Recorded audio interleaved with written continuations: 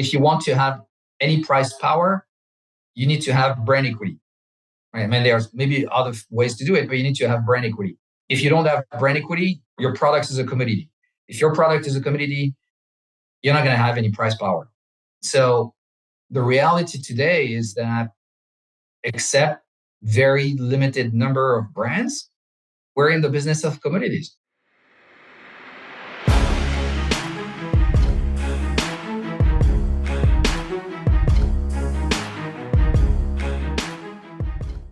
What's up, guys? Welcome back to another episode of The Dime. I'm Brian Fields, and with me, as always, is Kellen Finney. And this week, we've got a very special guest, David Goubert, President and CEO of AYR Wellness. David, thanks for taking the time. How are you doing today? I'm doing great, and thanks for having me. So, Brian, Kellen, really excited to be here with you guys, and doing great. Excited to talk strategy today with you, David. Kellen, how are you doing? I'm doing really well. Really excited to talk to David and kind of learn the inner workings of AYR and kind of his background and what led him into cannabis, you know? How are you, Brian? I'm excited. I think we're going to talk transitions. And of course, just for the record, David, we've got a little East Coast, West Coast battle. So if you could just give your location, please. Yeah, I'm located in South Florida, in near Miami. So I'm East Coast guy. Yeah. Let the record state, Kellen. There you go. So, David, for our listeners unfamiliar about you, can you give a little background about yourself and then kind of how you got into the cannabis space? Well, you got that from now through the accent and what I said. I'm French. I grew up in France. I actually have an engineer background. So my background education was more into supply chain and manufacturing. And I did that for a few years, long time ago, about 30 years in France. Pretty quickly joined the luxury business with Louis Vuitton in 99 after a few years of working, consulting and manufacturing. And from there, I spent about 10 years with them, with Louis Vuitton, with the brand, more on the manufacturing and supply chain of the company.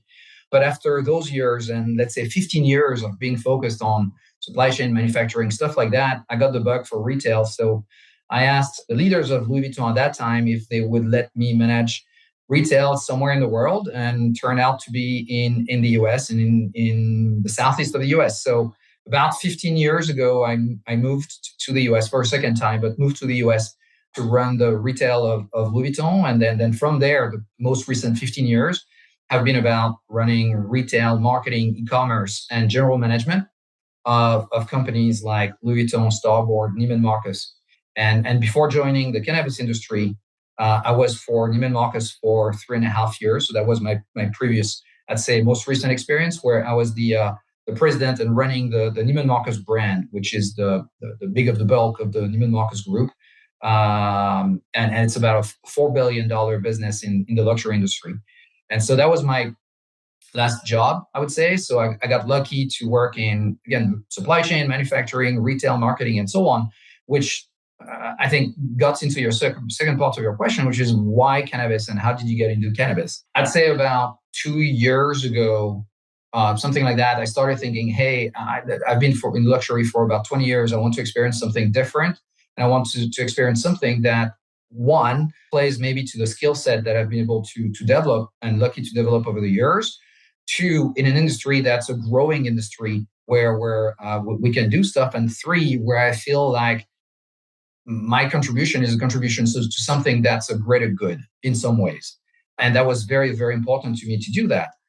So I had the chance to meet John Sandelman, the founder of AYR, about 1.5 years ago. And John and I started talking. And very quickly, I realized how much the cannabis industry is actually really doing great stuff and helping people in their life. And at the same time, very quickly, we realized that the things I've done from a supply chain, manufacturing, leading retail, and so on, and the other things actually can play in cannabis, where it's a vertically integrated business that at the same time, a very complex business. I'm sure we'll come back to that, where you do a bit of everything at the same time, right? But having that chance of having those experiences is helping. And then I really bought into the vision of the company and the fact that it's about that greater good and greater engagement at the same time. And then the last thing that really made us make this decision together with John was the fact that in the life cycle of AYR, which let's say 4 years old, right? The company has been very much about growing through acquisitions and making sure that we're building the right foundation. But at the same time, we're going to a place where it's about scaling and optimizing and making sure that we have the right focus and clarity on the strategy for the team.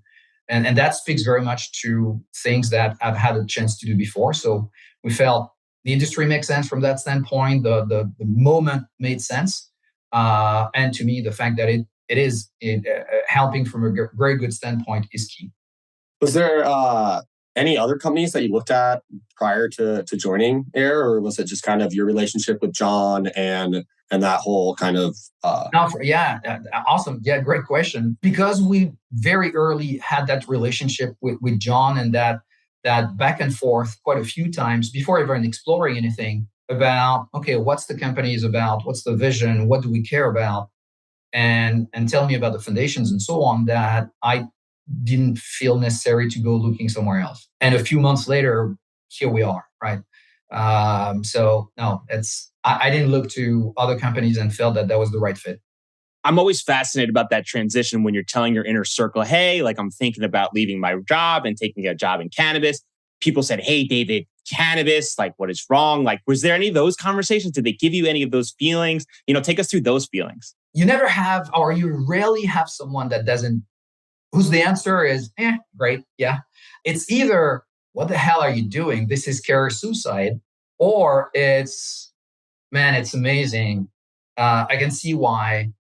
The growth that it's going to have and the fact that it's serving people this way is amazing. That's for you.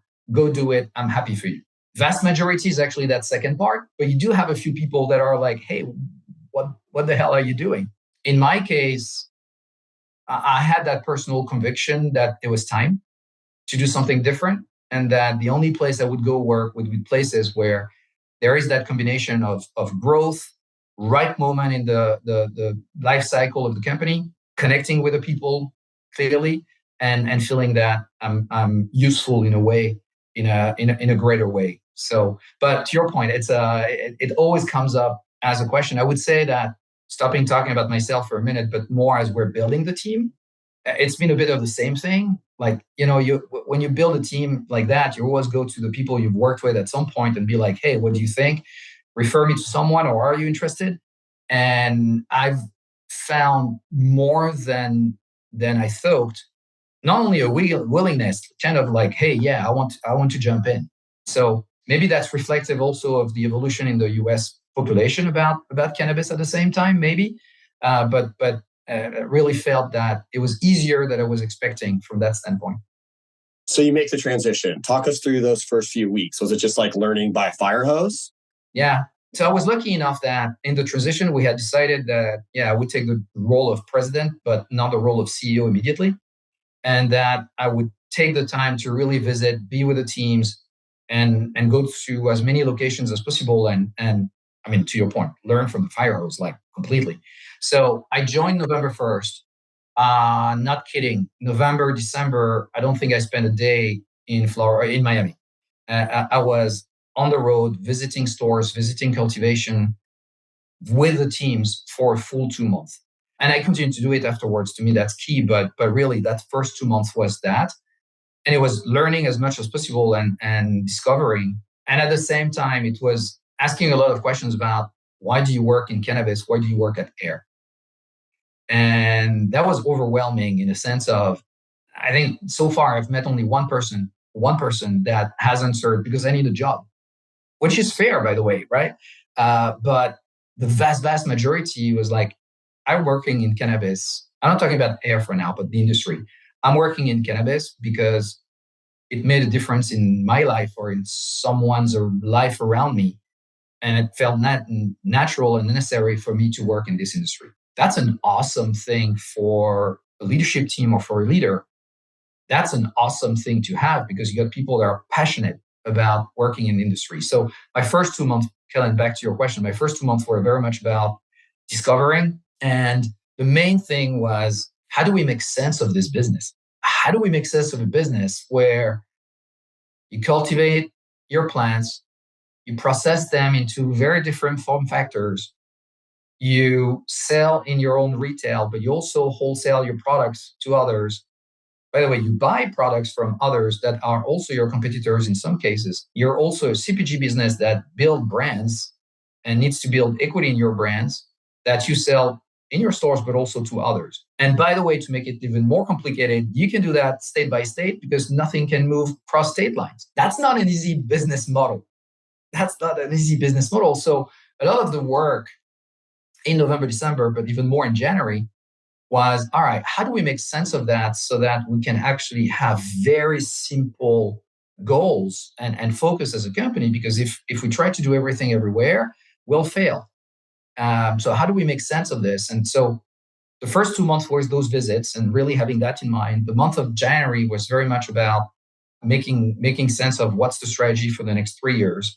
And from there, the following 3 months, by then, actually, that's when the transition to CEO happened at the very beginning of February. And then from there, it was, okay, let's build a team based on what we've discussed of what the strategy should be and the business model is. Let's build a team, really organize the company to be able to answer to that and bring great clarity to the focus for that growth and for that sustainable growth in the future, while hey, we're in cannabis, while at the same time, cash is king, and we need to make sure that we're very, very focused on being cash flow positive, operating cash flow positive for this year. So that's been the first long answer. That's been the first 6 months or 7 months, let's say so far. Discovery, slow down to align on strategy, and then build a team based on the key actions that we've decided and get going. It's such a fascinating, like, complex puzzle that you're kind of hopping on to like a full speed train. And I know from your previous role, you came from a mature industry that had defined metrics, defined players with rules. You come to cannabis and you're kind of like understanding, hey, okay, which metric is key for this part of the business, which metric is key.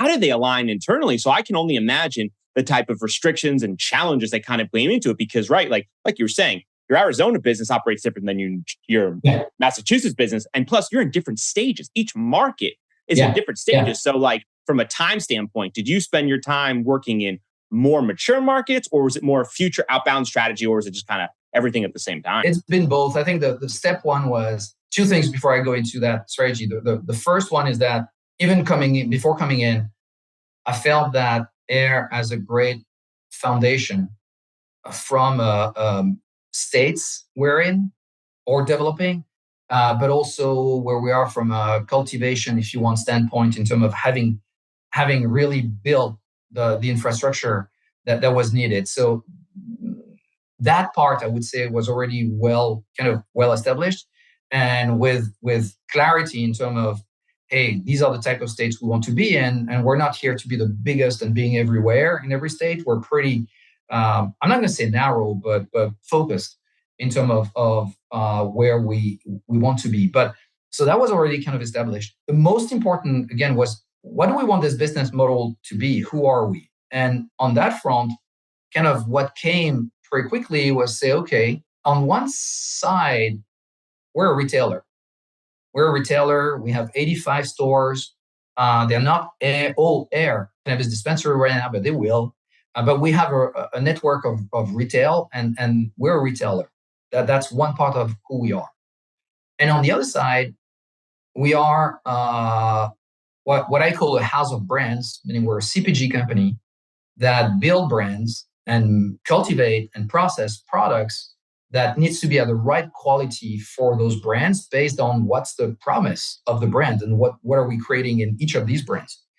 And so pretty quickly realized that we're both these things at the same time, a retailer and a house of brands.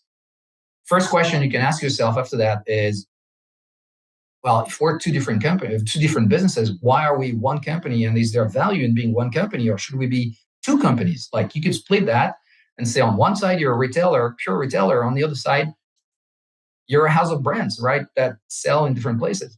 And going a bit deeper on that, like, okay, if we are to be one business that has those two different business models, if you want, it has to pay off as being something that is a virtual circle, or to me, that is what I call a flywheel of that. And it is, actually. I think it is. I think it's going to pay off more in, let's say, 2 years than it is today, but it is. Meaning, as a retailer, and I like to take an example of from my background, saying, hey, we're at the same time a mini Sephora and a mini L'Oreal. As a mini Sephora, the only thing you care about, quite frankly, the only asset besides your team, your people, which always is your number one asset, but your only asset as a retailer is building a loyal customer base. People are going to Sephora instead of going to Ulta or going to another because they are loyal to Sephora. Not because they can find products, because 99% of the products, they can find them in the other places, but because there's something that was built from a loyalty of customers that they buy into, and it's a community that they feel part of. And that's the asset of any retailer. It was the same case at Neiman Marcus. Why do you shop Neiman Marcus instead of Saks? You're building loyalty with that. So on one side, we're a retailer, and the only asset, the only focus is building a loyal customer base. And we can come back to what does it mean. As a house of brands, your only job is developing brands that make sense and have a real DNA, story, promise, and making sure that the quality of the products that you deliver correspond to those brands, right? Especially if we go in a good, better, best in terms of how do you structure your brands. So once we've said that, we say, okay, there's only three assets we need to focus on. We need to build a loyal customer base for retail. We need to have brands that have equity, which today, frankly, they don't. And we need to make sure that the quality that we deliver corresponds to the promise of those brands. So three focus, period.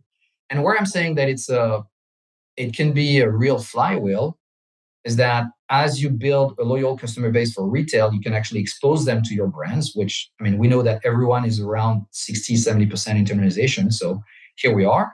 But the other way around is true as well. As you develop brands and really brands that start to have their own following, it becomes pretty easy to pull that and support your own network while also supporting wholesale as a business, right? So you actually get to that flying wheel or virtuous circle of growing the retail, but growing the equity of your brands at the same time. I'm saying it's going to take time on that front because I think that efforts on the retail side are actually paying faster than efforts in rationalizing the brand, really creating the story behind the brands and creating equity in brands. And that is work we need to do now, but that's going to pay off, I think, more in a year or 2 years than it will very short term. Yeah, so the businesses feed into each other, right? Yeah. Cyclically. And so how do you balance resources on both sides? Is it kind of equal and hoping that they both feed into each other simultaneously? The thought process behind the balancing of resources for both businesses? Yeah, no, that's an awesome question because that once we've done that, the next job was actually to make sure that we build the organization to support those assets, right?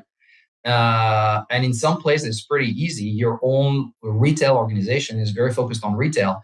But the place where we had to think through what does it mean is in marketing, where marketing is actually a place that's, and e-commerce at the same time, that supports at the same time your retail, but supports at the same time how you build brands and build awareness. So we're rethought the marketing organization to really have the functions that are retail functions versus the functions that are more brands functions and brand support. And yes, to your point, from an investment standpoint, it is measuring where do we put more resources, and from a people standpoint and from a CapEx and OpEx standpoint between those different priorities and assets that we want to develop. I'm sure you made your marketing team very happy when you made that statement, because I can only imagine as a marketer how happy that would make me feel to hear an executive come in and understand the importance and the value of marketing, especially given the challenge of cannabis. So you align your 3 North Stars. Yeah. Now you're looking at your geographic map and saying, okay, which one of these assets in these different states doesn't fit the vision? Is that kind of the steps that went into it? Exactly. Can you walk us through kind of the Arizona decision on why decided to go in a different direction? Yeah, no, where it's exactly that. So the only way we can actually make this work is if we build enough awareness and enough market share. And if we don't build enough market share in the market, that flywheel is not going to fly or it's not going to turn.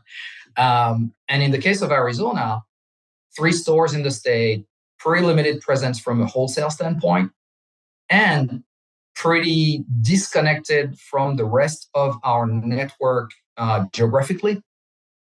And when you put all that together, it didn't fit into the strategy of we need to gain market share in retail, we need to gain market share in wholesale, we need to build brands that will have a following and make these things work together. Arizona was complicated for us. Maybe it works for others, but as we were looking at priority of investments and where to focus, that didn't fit the bill. And on top of that, it was the right decision from a balance sheet standpoint. And we haven't talked cash yet, but that's a key focus. So didn't fit the strategy from everything we talked about earlier. Great outcome for us from a balance sheet standpoint, made the decision pretty easy.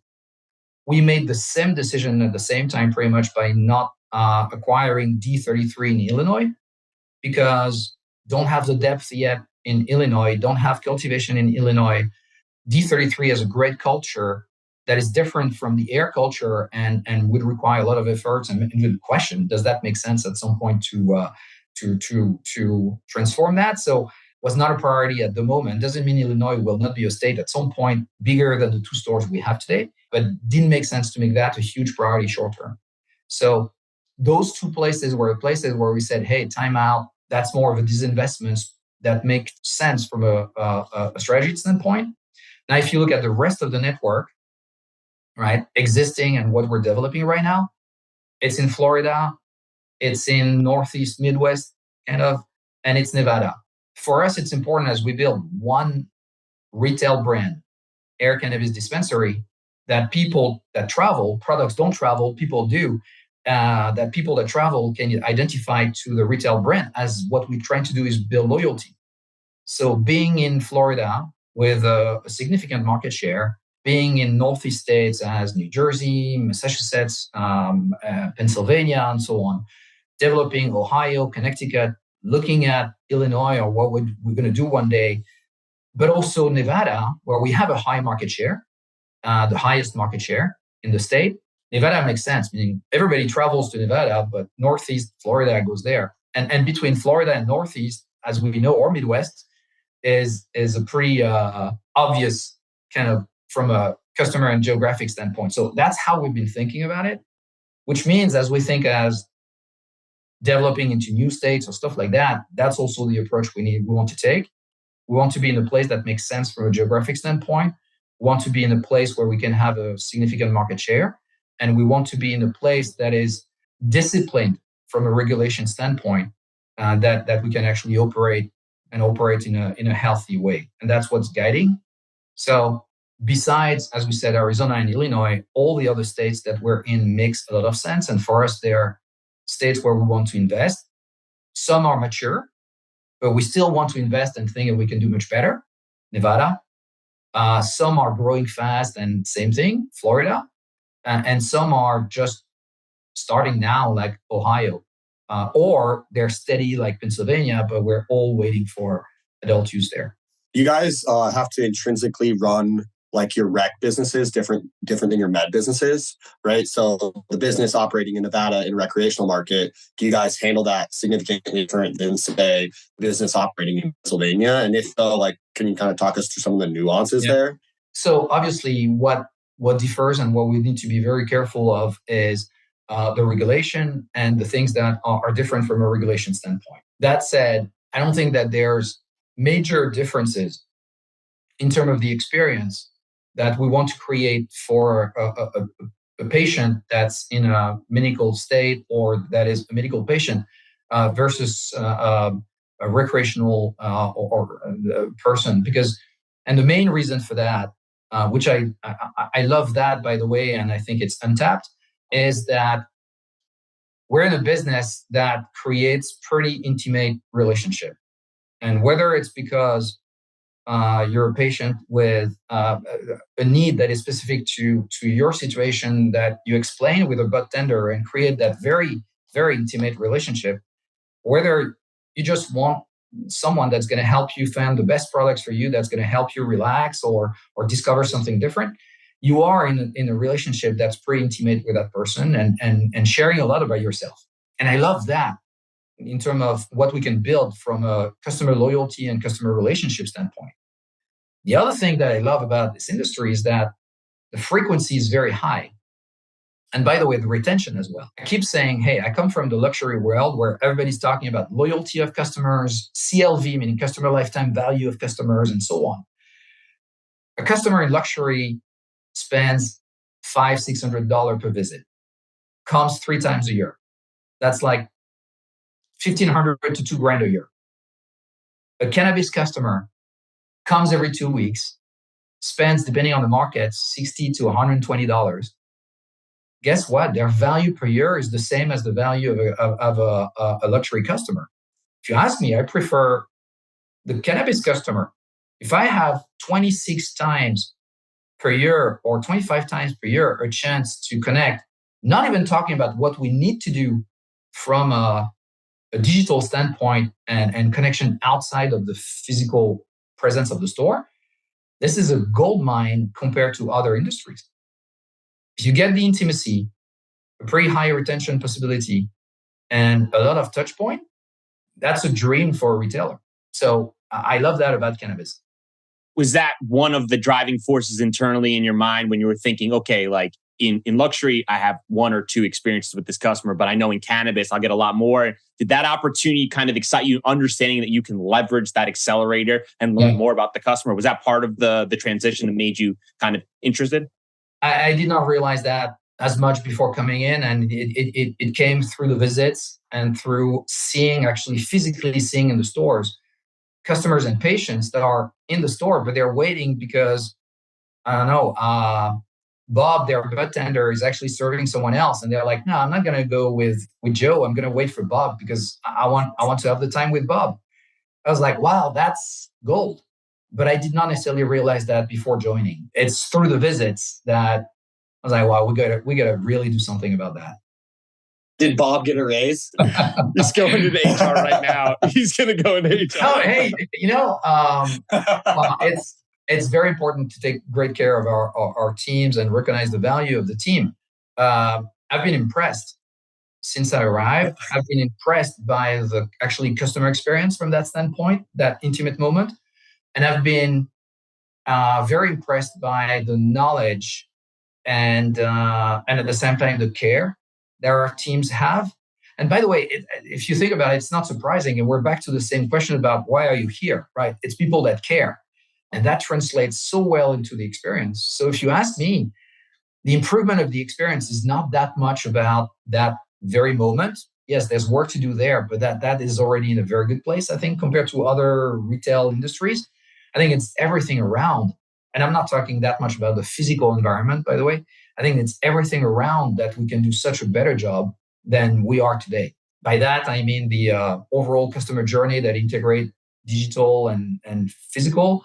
It's how do we communicate with our patients and customers where they are not with us physically, and what does that look like? It's the understanding by the teams of, hey, Brian was here last week. Have we contacted him to ask him about his experience? Or Brian was here 2 months ago. We haven't seen him in 2 months. What's happening with Brian? Those are more of the things that we need to work on than the moment of the experience physically, that I think is already really great and always can do better. Neither the environment itself. At some point, we need to improve the environment. In my opinion, it's like number 4, number 5 in the priorities. And it's like, hey, yeah, we'll do some stuff, but that's not key. One of the challenges for you must be the fact that from a balance sheet standpoint, it's kind of restricted with some of the operations you have. Obviously, you come flush with opportunities and ideas in order to improve this business. But as a new executive, you have to be prudent with capital, especially from a shareholder standpoint. They want to know, David's going to come in, he's going to right the ship. So how do you balance that as a new CEO of a publicly traded company, wanting to put your stamp on the company, but also at the same time being respectful of what they need to have? So it's clear that cash is king. Having a strong, healthy balance sheet is paramount, right? Especially for everyone, but truly for us, considering where we are. But at the same time, we need to have clarity on where we're going to in the 2-3 years, and again, narrowing that focus so that we're not trying to boil the ocean, but we're very, very, very discreet, very clear on the few things that will make a difference. The balance that we found is that, luckily in a way, we have a lot of opportunities for optimization. from not even a balance sheet necessarily standpoint, but even from a P&L standpoint, we have a lot of potential for optimization because the company has been growing very fast through acquisitions. It's been in a different time of cannabis at the same time. And here we are at a moment where we can say, hey, we need to prioritize, we need to be focused, and we need to make sure that we leverage our assets to be in a good place from a cash position. So what that means concretely for AYR, we had and we still have too much inventory compared to where we should be. And so I'm taking my supply chain hat and saying, hey guys, we're running at an inventory that is at $90+ million for a revenue of $117 million in the last quarter. That's almost 90%, meaning 85-90% of the inventory representing the sales for the quarter. Best in class in the industry are capable of doing that with 50-60%. And you can see everywhere that we're not balanced from that inventory. So that is an opportunity of $10-20 million of cash, if you want, through a better management from an inventory standpoint. Let's make sure we bring the talent from a supply chain. Let's make sure that we make the right decisions in terms of right-sizing capacity, right-sizing SKUs, and so on. That's one example in inventory. Margin is another one where I think we despite price compression, where we have opportunities, which I don't love, but it is what it is. It's a highly discounting industry right now. But to the point that sometimes we're stacking discounts that we don't need to stack. So again, having that health of looking at really where do you stack, don't stack, and so on. There's opportunities from a margin through internalization and other things. So that's been a big focus from a cash standpoint. And then the third one is on the cost savings. I mean, we found millions and millions and millions of savings for the year that will allow us to get to a much better place from an SG&A standpoint. Again, because we're pausing from a very different moment that was about acquiring, and now it's about optimizing and scaling. So even though you got that constraint from a cash standpoint, I'd say that doing that work, what we call our 2023 optimization plan, gives us at the same time the capability to invest in the things that matter. So it's making sure we get to a good place, and we said that we would be at 25% of EBITDA by the end of the year. We said that we would be operating cash flow positive for this year. So all that work is going into all this.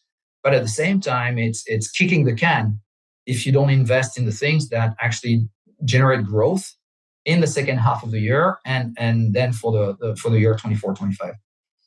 Yeah, I think we're on the same page with that. And I think it's critically important. And I wonder how many other cannabis companies probably need to take an inward look on optimizing their efforts. And I can only imagine from a supply chain perspective of looking out and of all the different operations across the different states and saying, okay, everybody, we're going to have to tighten it up. And these are the type of numbers we have to hit. And then kind of digging deep into understanding, what are the root causes of these problems? Where's the decision making? And then kind of correlating, is it just in Florida? Is it New Jersey? Is it in Ohio? Is it a singular problem, or is it kind of a compounded problem that works through the supply chain in each different state?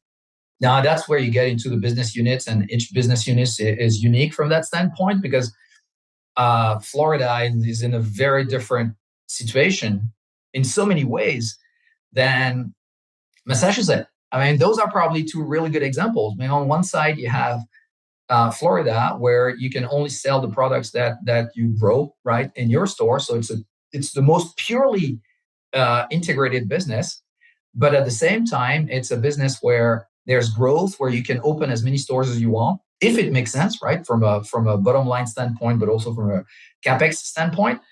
So through that, it has its own unique supply chain questions. And maybe, by the way, the simplest one from a supply chain standpoint, then you take Massachusetts, which is a totally opposite state, where you have over 300 dispensaries, but you can have only 3 dispensaries, right, as an MSO. So, hey, you're 1% of the market from a dispensary standpoint. Yet, hey, if there's 300 dispensaries, there's a high potential for wholesale, which from a supply chain standpoint, you need to be thinking completely differently.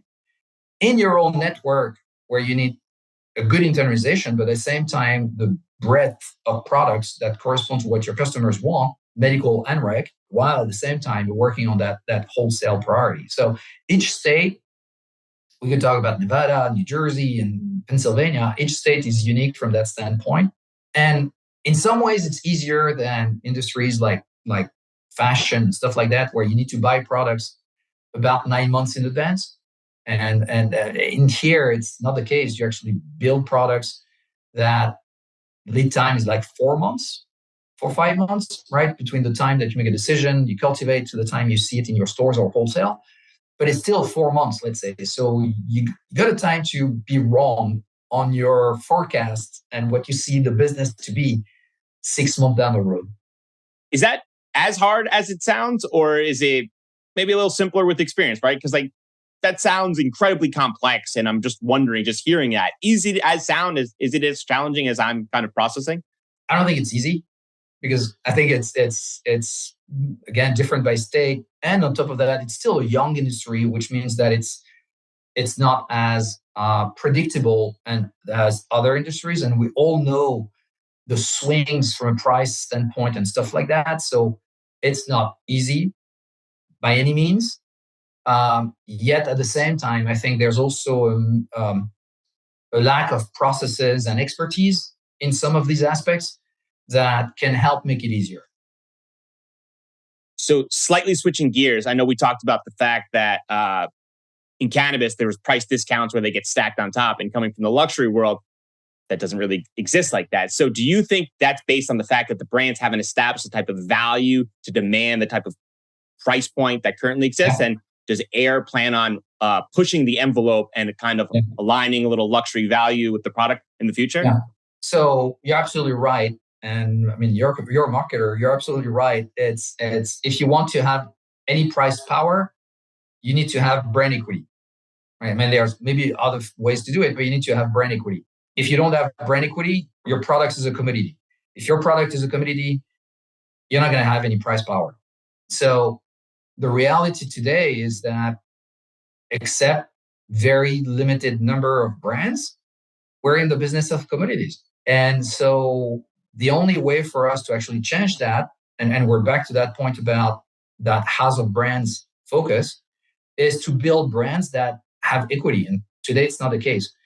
On that front, coming in, we have 11 brands that are national brands.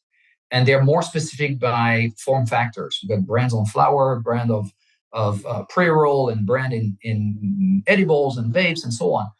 And the reaction of the team and myself as we're digging through the strategy was say, there's no way we can build equity in 11 brands.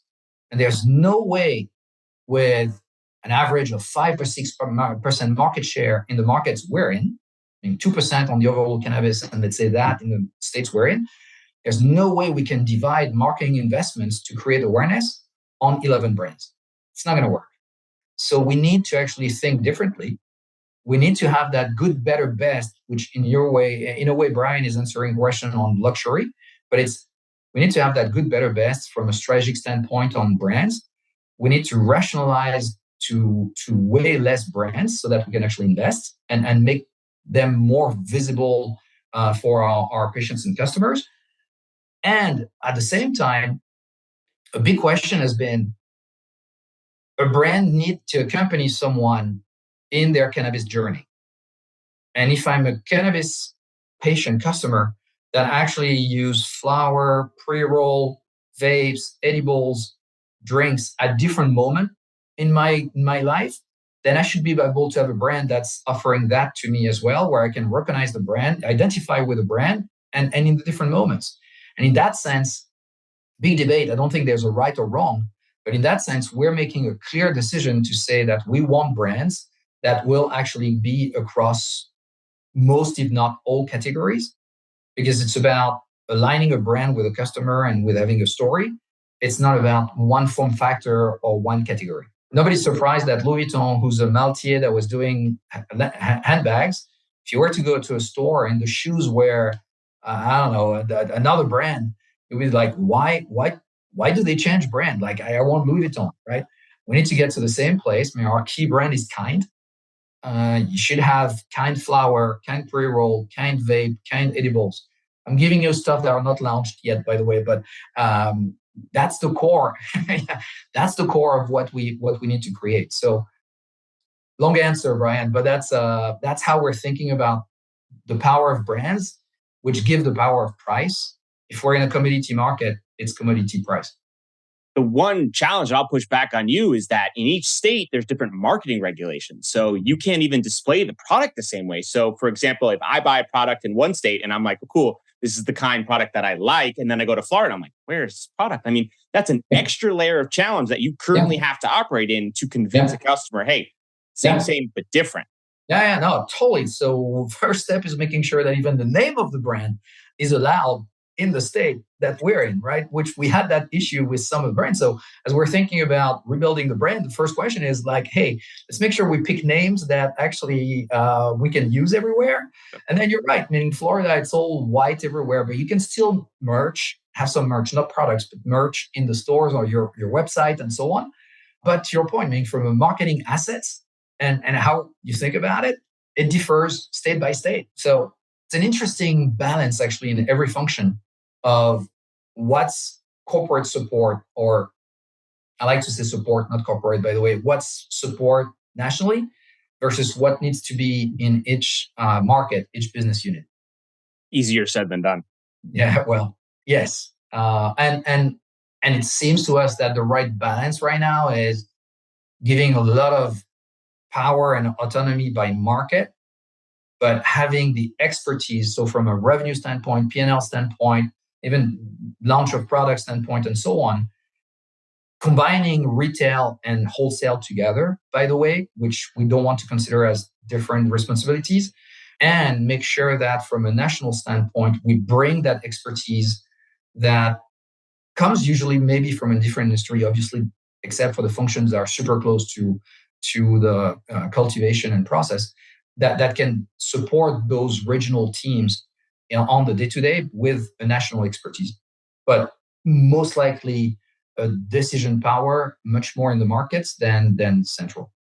Continuing on the conversation, you got an announcement with the U.S. Cannabis Council. I would love for you to share that with our listeners. Yeah. So we just announced that, meaning that we're now part of the U.S. Cannabis Council. For us, I'm going to take again the example of coming from the luxury. When you're LVMH and Kering and Richemont and Chanel, you're not that much competing. Of course, you love competing against each other, but you're not that much competing against each other. What matters for the luxury world is you're going to grow if you open up more people into the luxury world and understand the value of luxury.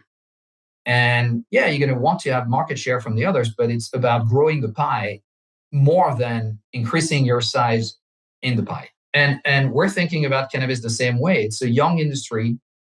It's different players. And we need to make efforts together to actually combine our efforts to be heard. I believe it's true from being known and appreciated by more potential customers, even though that was a surprise to me to see how much it's actually something that's already the case today, where we're saying, I think it's like 70% are either consumers or thinking about it in the next 6 months. So it's true from a customer standpoint. It's also true from an overall political standpoint and regulation standpoint. And the more we're going to be able to bring the players together, and the more we're going to be able to actually move faster on things. And that's why we chose to join the U.S. Cannabis Council, and that's why we're thinking about what are the efforts that we want to be part of. Meaning, everybody's asking about Florida and what we're doing in Florida to support there, and everywhere. Meaning, how we're supporting these efforts. If I take Florida, because obviously that's the question, Team and Trulieve have been driving the efforts and putting a really significant amount of money that's serving everyone to actually get to a place where it's adult use, where we're going to be thinking in next steps, how do we help, right? Like, obviously each company is different, and we're not in a position that we could have done what Trulieve did, absolutely not. But it's on us to figure out how do we help.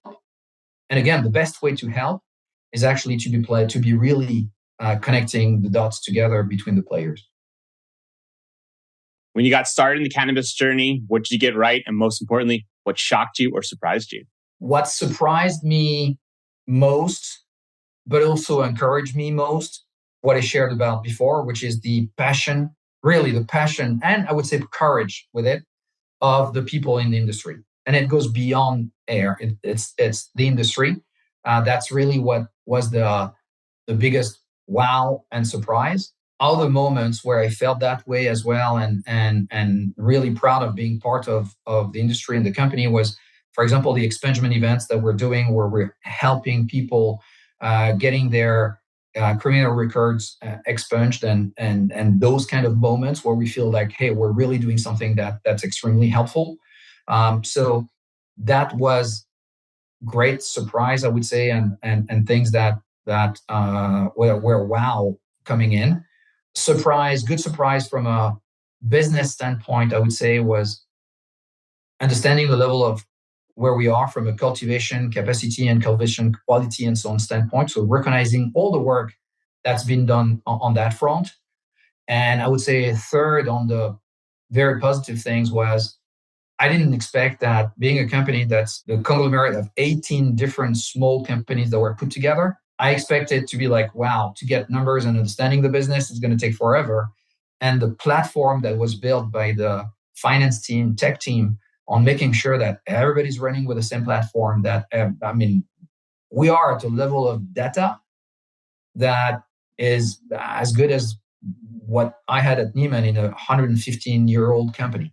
And that was extremely surprising in a super good way. The surprises or things were like, whoa, not as excited. The level of promotions and discounting that's happening, the lack of equity in the brands and what we need to build from that standpoint were some of the things that were surprised. Don't know if I answer, but that's some of the things that were moments coming in. We're sitting here 5 years from now. What have you accomplished? Very important for me is making it true to our promise of being a force for good, which means that the company is truly accompanying our patients and customers, supporting our teams, supporting the communities, and supporting on righting the wrong and on the war on drugs. And having to do that, we need to be in a healthy company, in a healthy situation to do that. So to do that 5 years from now, we're obviously in a great balance sheet position, but we've really made it true to what I was sharing about. We are the retailer of choice, meaning that we have a loyal customer base that's really loyal to AYR. And we've built, let's say, 3 brands that mean something in the industry. 5 years is a long time. And I think that we're in dog years here. So 5 years feels like forever. But let's say 3 years from now, that's where I want us to be. 5 years is like a full career.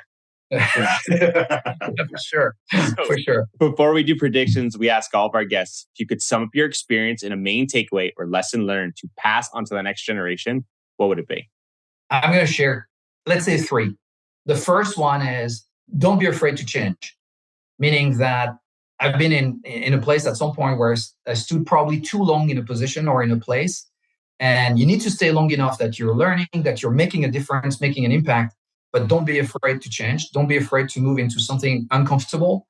That's going to help you grow. That's I'd say the number one thing. The second thing is don't get comfortable and actually take decision fast. You need to take the time to think through things, but don't hesitate to take a decision fast enough and listen to your guts and people around to make these decisions. Getting a lot of feedback and things from my teams, I don't think at any time it has been about, well, we're going too fast or why. It's been at some point more about why didn't we do that 6 months ago? And I'm taking that as really in a learning from before for this experience for me and trying to actually take decisions and go fast. That's the second thing. And then the third thing that I try to stay true to, and that to me is key, is loyalty. I care about my teams and I care about the people around me more than anything else. And the great thing about that is that means that you get that back from others as well. And standing today in a company where there's great talent that is here because we've had other experience at other moments with me or others, and that's how you can build that. So don't be afraid to change, go fast, and be loyal. Beautiful. All right, prediction time. David, as the cannabis industry continues to mature, what developments do you foresee in optimizing the consumer journey and applying your luxury background to build strong customer loyalty? How does Ayr Wellness plan to stay at the forefront of understanding and meeting consumer needs? Wow. To me, that key thing goes back to building those relationships and building that loyalty. Everything evolves, in my opinion, at least on the retail side, on that. And the main changes, the main evolution, the main way we need to think about it is very much about how do you build relationship. So yeah, that to me is going to be core to the changes and core to how we're thinking about the changes. And that answers your second point at the same time about what will be different. What will be different should answer to that from a product standpoint, from a tech standpoint, from an environment standpoint, and everything else. Kellen. I'm going to say consistency, right? I think product consistency, especially operating in all these different states, I think that's going to create loyalty, and that's just going to feed into everything you just mentioned, David, right? Yeah. So product consistency is, I think, key to all of those things as well. What do you think, Brian?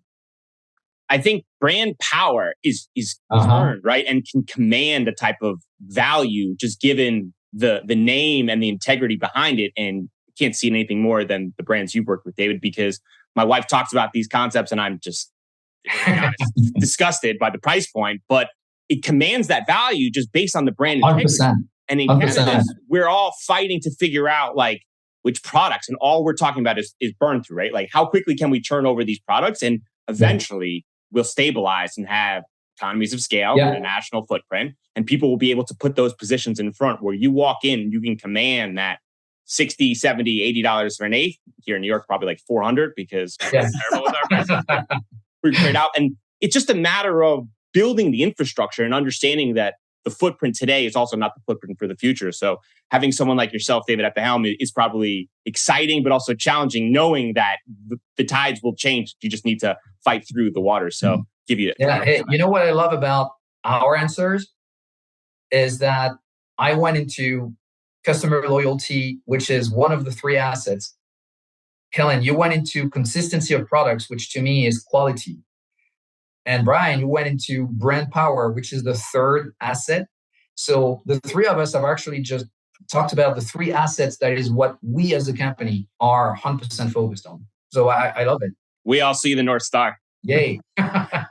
So David, for our listeners, they want to get in touch. They want to buy Ayr products. Where can they find you?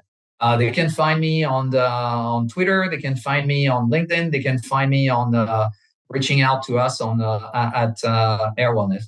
Awesome. We'll link it up in the show notes. Thanks so much for taking time. This was a lot of fun. Thank you so much.